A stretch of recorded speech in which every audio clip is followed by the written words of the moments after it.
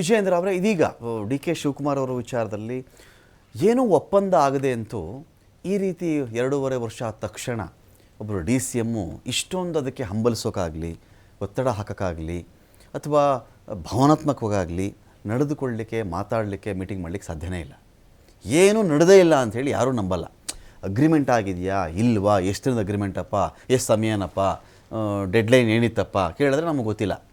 Agreement copy ತೋರಿಸು ನಮ್ಗೆ ಗೊತ್ತಿಲ್ಲ. ಆದರೆ ಏನೂ ಇಲ್ಲಿ ಎಂದು ಇದು ನಡೆದಿರಲಿಕ್ಕಿಲ್ಲ. ಏನಾಗ್ಬಿಡುತ್ತೆ, ರಾಜಕಾರಣದಲ್ಲಿ ಮೊದಲು ಯಾರು ಹುದ್ದೆ ಹಿಡ್ಕೊಂಡಿರ್ತಾರೋ, ಫಾರ್ ಎಕ್ಸಾಂಪಲ್ ಕುಮಾರಸ್ವಾಮಿ 2020 ಅಂತ ಮಾತಾಡಿಕೊಂಡು ಧರ್ಮಸಿಂಗ್ ಅವ್ರ ಪೀರಿಯಡ್ ಮುಗಿದಿತ್ತು, ನಾನು ಮೊದಲಿದ್ದು ಬಿಡ್ತೀನಿ ಅಂದರು. ಮೊದಲಿದ್ದವರು ನಮ್ಮ ಯಡಿಯೂರಪ್ಪನವ್ರು ಕೊಡಲಿಲ್ಲ. ಅನ್ಯಾಯನೇ ಅದು, ವಚನ ಭ್ರಷ್ಟತೆನೇ. ಅದ್ರ ಬಗ್ಗೆ ಏನು ಎರಡು ಮಾತಿಲ್ಲ. ರೀಸನ್ ಏನು ಬೇಕಾದ್ರೂ ಕೊಟ್ಕೊಂಡ್ಬಿಡ್ಲಿ. ಅವ್ರು ಏನು ಮಾಡಿದ್ರು ಗೊತ್ತಲ್ಲ, JDSನವ್ರು ರಾಗ ಅವರು ಪದ್ಮನಾಭನಗರಿಗೆ ಬಂದಿದ್ದರು ಗೊತ್ತಾ, ಅವ್ರು ಅಲ್ಲೇ ಹೇಳಿದ್ರು ಗೊತ್ತಾ, ನಮ್ಗೆ ಎಂಥ ಮೋಸ ಮಾಡೋದು ಏನೇ ಇದ್ದರೂ ಕೂಡ ಮಾತು ಕೊಟ್ಟಮೇಲೆ ನಡ್ಕೊಳ್ಬೇಕಾಗಿತ್ತು ಅಂತ ಬರುತ್ತೆ ಪ್ರಶ್ನೆ. ಬಟ್ ಇದರಲ್ಲಿ ಸಿದ್ದರಾಮಯ್ಯನವರ ಕ್ಯಾಂಪ್ ಸ್ಟ್ರಾಂಗ್ ಆಗಿರೋ ಕಾರಣಕ್ಕೋಸ್ಕರವಾಗಿ ಯಾವ ಮಾತು, ಯಾವ ಕತೆ, ಯಾವ ಭಾವನಾತ್ಮಕತೆ, ಪಕ್ಷಕ್ಕೆ ಸಲ್ಲಿಸಿದಂಥ ಸೇವೆ, ಇದು ಯಾವುದೂ ಲೆಕ್ಕ ಬರದೆ ನಿಮ್ಮ ಸೇವೆಗೆ ತಕ್ಕಂತೆ ನಾವು ನಿಮಗೆ ಕೆಲಸ ಕೊಟ್ಟಿದ್ದೀವಿ, ಜವಾಬ್ದಾರಿ ಕೊಟ್ಟಿದ್ದೀವಿ, ಅಥವಾ ಇನ್ನೊಂದು ಕಡೆ ಚೆಕ್ ಮಾಡ್ಕೊಂಬಿಟ್ಟಾಗ ಇದರಿಂದ ಆಗುವಂಥ ಹಾನಿ ಕಡೆಗೆ ಕಾಂಗ್ರೆಸ್ಸು ಇಲ್ಲಿ ಚೆಕ್ ಮಾಡ್ತಿರಲಬಹುದಲ್ವಾ. ಹಾನಿ ಸಿದ್ದರಾಮಯ್ಯ ಇಳಿಸ್ಬಿಡ್ತೀನಿ, ಡಿ ಕೆ ಶಿವಕುಮಾರ್ ಮಾಡ್ತೀನಿ ಅಂದರೆ ಹಾನಿ ಕಡೆ ಗಮನ ಇದೆಯಾ ಇಲ್ಲಿ? ಖಂಡಿತವಾಗಿಯೂ ತಾವು ಹೇಳ್ತಿರೋದು ಸ್ಪಷ್ಟತೆ ಇದೆ. ಆ ಒಂದು ಕ್ವಶನಲ್ಲಿ ಏನಂದರೆ 5-6 ಜನಕ್ಕೆ ಏನೋ ಮೀಟಿಂಗ್ ಮಾಡಿದವ್ರಿಗೆ ಗೊತ್ತಿದೆ ಅಲ್ಲಿ ಏನಾಗಿದೆ ಅನ್ನೋದು ಮಾತ್ರ, ಅದರಿಂದ ಹೊರಗಡೆ ಯಾರಿಗೂ ಗೊತ್ತಿಲ್ಲ. ಒಂದೇನಾಗ್ತಾ ಇದೆ ಅಂದರೆ ಸರ್, ಸಿದ್ದರಾಮಯ್ಯನವರು ನಾನು ನನ್ನ ಪರವಾಗಿದೆ ಅಂತ ಹೇಳಿ ಅವ್ರು ಬ್ಯಾಟಿಂಗ್ ಮಾಡೋದು.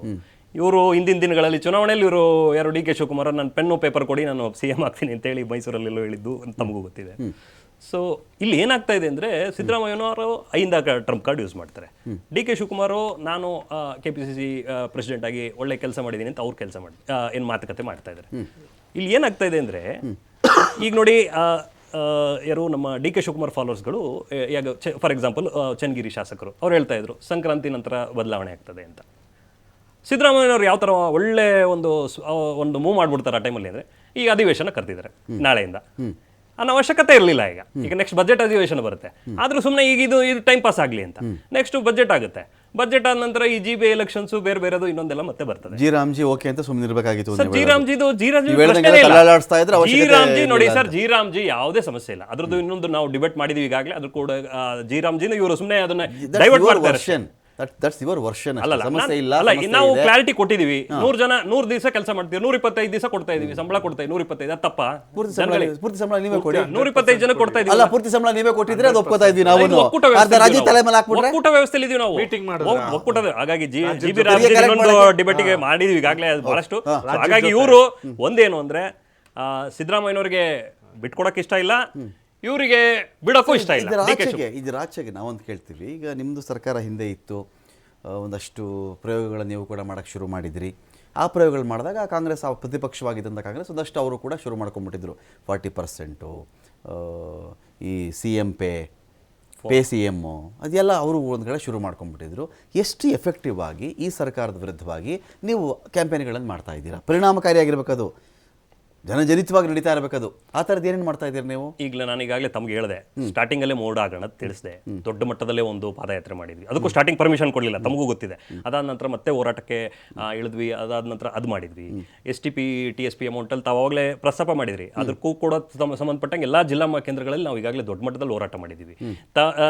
ಮೊನ್ನೆ ಇತ್ತೀಚಿನ ದಿನಗಳಲ್ಲಿ ಬೆಳಗಾವಿಯಲ್ಲಿ ಏನಾಯಿತು, ರೈತರ ಪರವಾಗಿ ಕಬ್ಬಿನ ಬೆಂಬಲ ಬೆಲೆ ಕೊಡ್ಲಿಕ್ಕೋಸ್ಕರ ಅಲ್ಲೂ ಮತ್ತೆ ದೊಡ್ಡ ಮಟ್ಟದಲ್ಲಿ ಅಲ್ಲೂ ಹೋರಾಟ ಮಾಡಿದ್ದೀವಿ. ಸೊ ನಿರಂತರವಾಗಿ ಹೋರಾಟ ಮಾಡ್ತಾನೆ ಇದ್ದೀವಿ. ಸೊ ಯಾವುದು ಕೂಡ ನಾವು ಹಿಂದೆ ಸರಿಯೋ ಪ್ರಶ್ನೆನೂ ಇಲ್ಲ. ವಾಲ್ಮೀಕಿ ಹಗರಣದಲ್ಲಿ ನಾಗೇಂದ್ರಗೆ ರಾಜೀನಾಮೆ ಕೊಡಿಸಿದ್ದೀವಿ. ಈ ಥರದ್ದು ಪ್ರತಿಯೊಂದರಲ್ಲೂ ನಾವು ಇವ್ರು ಎಲ್ಲೆಲ್ಲಿ ಹಗರಣಗಳು ಮಾಡ್ತಾ ಇದ್ದಾರೆ, ಎಲ್ಲೆಲ್ಲಿ ಭ್ರಷ್ಟಾಚಾರಗಳು ಮಾಡ್ತಾ ಇದ್ದಾರೆ, ಅದನ್ನ ಜನಗಳಿಗೆ ತಿಳಿಸುವಂತ ಪ್ರಯತ್ನ ಮಾಡ್ತಾ ಇದೀವಿ. ಸೊ ಜನಗಳು ಎಲ್ಲದೂ ಸೂಕ್ಷ್ಮದಿಂದ ನೋಡ್ತಾ ಇದ್ದಾರೆ. ಸೊ ನೀವು ಜನಸಾಮಾನ್ಯರಲ್ಲಿ ಕೇಳ್ಬೋದು, ಯಾವಾಗಪ್ಪ ಈ ಸರ್ಕಾರ ನಾವು ತಂದ್ಬಿಟ್ವಿ ಅನ್ನೋ ಒಂದು ಮನಸ್ಥಿತಿಯಲ್ಲಿ ಜನ ಮಾತಾಡ್ತಾ ಇದ್ದಾರೆ.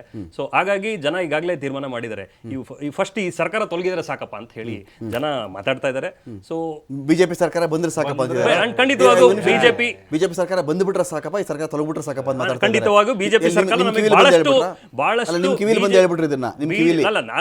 ನಾನು ಈಗ ತಮ್ಮ ಮಾಧ್ಯಮದಲ್ಲಿ ತಾವುಗಳು ಒಂದು ರಿಯಾಲಿಟಿ ಚೆಕ್ ಮಾಡಿ ಏನ್ ನಡೀತಾ ಇದೆ ರಾಜ್ಯದಲ್ಲಿ ತಮಗೂ ಗೊತ್ತಾಗ್ತದೆ.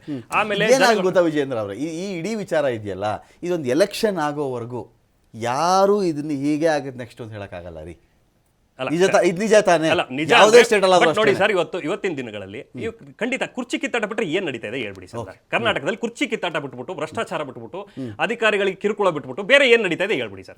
ಏನಾದ್ರು ಒಂದೇ ಒಂದು ಅಭಿವೃದ್ಧಿ ಕೆಲಸ ನಾವು ಅದನ್ನ ಜನ ನೋಡ್ತಾ ಇದ್ದಾರೆ, ಅದನ್ನೆಲ್ಲ ಪ್ರತಿಯೊಂದು ನಡೀತಿಲ್ಲ ನಾನು ಹೇಳ್ತಿಲ್ಲ. ಇಲ್ಲಿ ಅದನ್ನ ಎಷ್ಟು ಎಫೆಕ್ಟಿವ್ ಆಗಿ ನೀವು ಖಂಡಿತ ತಲುಪಿಸ್ತಾ ಜನರಿಗೆ ಖಂಡಿತ ಜನರಿಗೆ ತಲುಪಿಸಿದ್ರಲ್ಲ ನಿಮ್ಮಗಳ ವಿಚಾರದಲ್ಲಿ, ಅದನ್ನ ನೀವು ಮಾಡ್ತಿದ್ದೀರಾ ಅಂತ ಕೇಳ್ತೀನಿ. ಖಂಡಿತವಾಗೂ ನಾವು ಮಾಡ್ತಾ ಇದೀವಿ, ಅದನ್ನ ನಿರಂತರವಾಗಿ ಮಾಡ್ತಾನೆ ಇದೀವಿ, ಮುಂದೂ ಕೂಡ ಮಾಡ್ತೀವಿ, ಅದು ಬಿಡೋ ಪ್ರಶ್ನೆನೇ ಇಲ್ಲ. ಈಗ ಇದರೊಂದಿಗೆ ಯಾಕಂದ್ರೆ ಇದ್ರ ಹಿಂದೆನೆ ಒಂದು ಕನಿಷ್ಠ ಪಕ್ಷ 2-3 ತಿಂಗಳಂತೂ ಇವ್ರು 2.5 ವರ್ಷದಿಂದ ನಡೀತಿತ್ತು, 2 ವರ್ಷದ 8 ತಿಂಗಳಿಂದನೂ ಕುರ್ಚಿಗೆ ಕಿತ್ತಾಟ ಆಯಿತು ಅಂದ್ರೆ ಅದು ನಂಬಕ್ಕಾಗಲ್ಲ.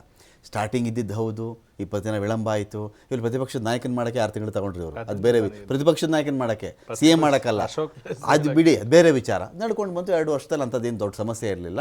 ಅವಾಗ ಅಲ್ಲೊಂದು ಹೇಳಿಕೆಗಳು ಬರ್ತಿತ್ತು. ಅದಕ್ಕೆ ಅವ್ರು ಹೇಳ್ತಿದ್ದು ನಾವು ವೈಯಕ್ತಿಕ ಹೇಳಿಕೆ ಅಂತ ಹೇಳಿ ಅಲ್ಲಿಗೆ ಮುಗಿಸ್ಬಿಡೋರು. ಅದನ್ನು ನಾನು ಕೇಳ್ತಿರೋದು, ಒಂದು ಸರ್ಕಾರ ಸರಿ ಇಲ್ಲ ಅಂತ ಅಂದ್ಕೊಳ್ಳಿ, ಎಷ್ಟು ಪರಿಣಾಮಕಾರಿ ಪ್ರತಿಪಕ್ಷಗಳು ಈ ಸರಿ ಇಲ್ಲದಿರುವಿಕೆಯನ್ನು ಬಳಸ್ಕೊಳ್ತಾ ಇವೆ.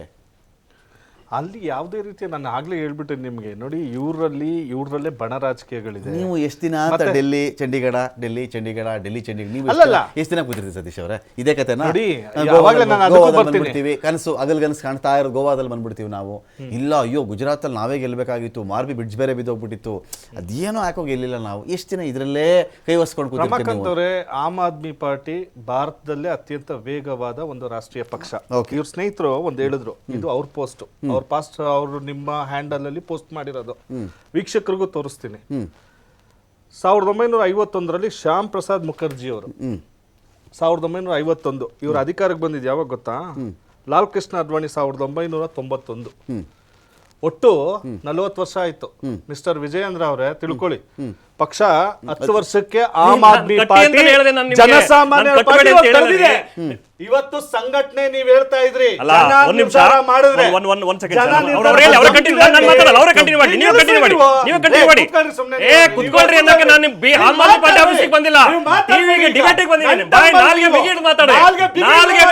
ಸತೀಶ್ ಅವರೇ ನೋಡಿ, ಸುಮ್ಮನೆ ಕುತ್ಕೊಳ್ಳಿ ಅನ್ನೋಕೆ ನಿಮಗೆ ಅಧಿಕಾರ ಇಲ್ಲ, ಅದು ಕಂಟ್ರೋಲ್ ಮಾಡಕ್ಕೆ ರಮಾಕಾಂತ್ ಅವರು ಇದ್ದಾರೆ.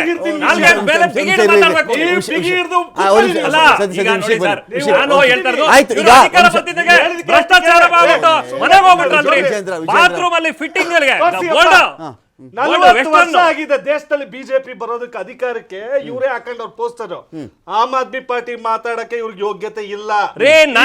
ಅರ್ಥನೇ ಆಗ್ತಾ ಇಲ್ಲ. ಆಮ್ ಆದ್ಮಿ ಪಾರ್ಟಿ ಮಾಡ್ತೀವಿ, ಜಾತಿ ರಾಜಕಾರಣ, ಅನೈತಿಕ ರಾಜಕಾರಣ, ದೇಶದಲ್ಲಿ ಭ್ರಷ್ಟರನ್ನೆಲ್ಲ ಸೇರ್ಕೊಂಡು ಮಾಡ್ತಿದ್ರಲ್ಲ ಆ ರಾಜಕಾರಣ ನಾವು ಮಾಡ್ತಾ ಇಲ್ಲ. ಸಮಯ ತಗೊಳುತ್ತೆ.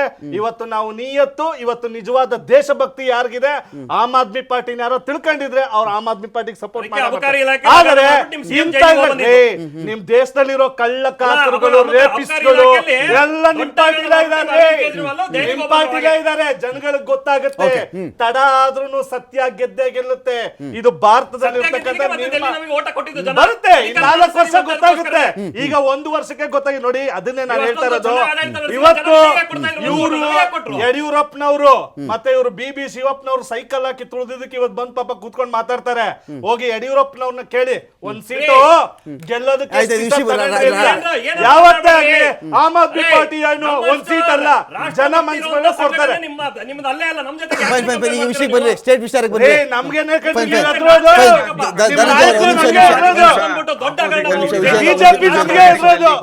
ಬಿಜೆಪಿ ಇವತ್ತು ದೇಶದಲ್ಲಿ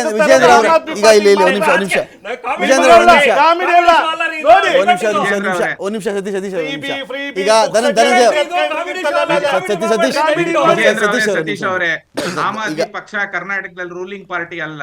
ಧನಂಜಯ ಅವರೇ,